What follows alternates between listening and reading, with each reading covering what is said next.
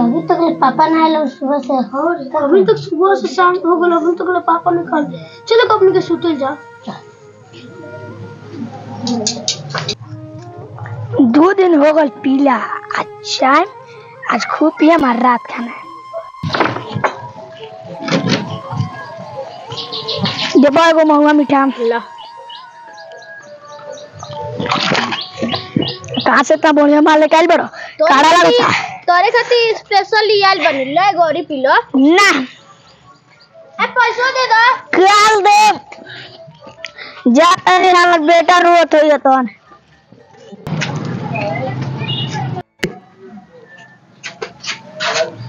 और चुपचाप सुते ना, लाल बकरी के मुट्ठी क्या आ जाता है।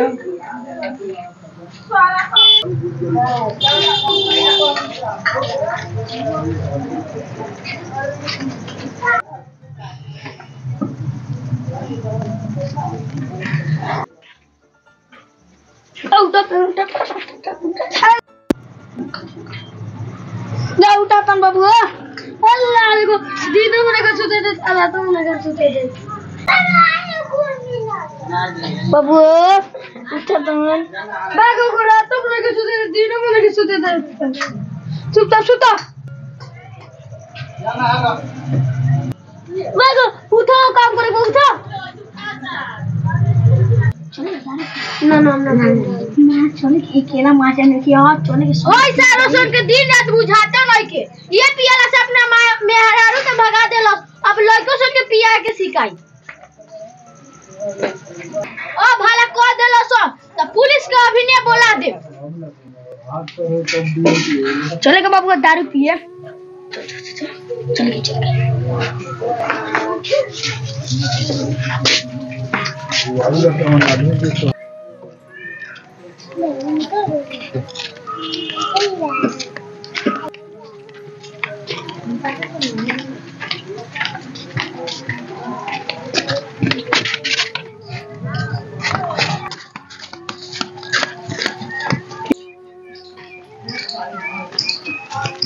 हम देबा मामा मीठा ला ला बस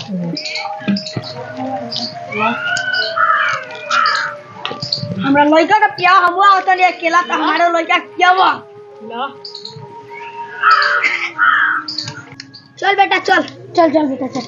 अई साला कितना पी लेल बा हमरे नीचे लागते नहीं के। अब एकरा के ले जाए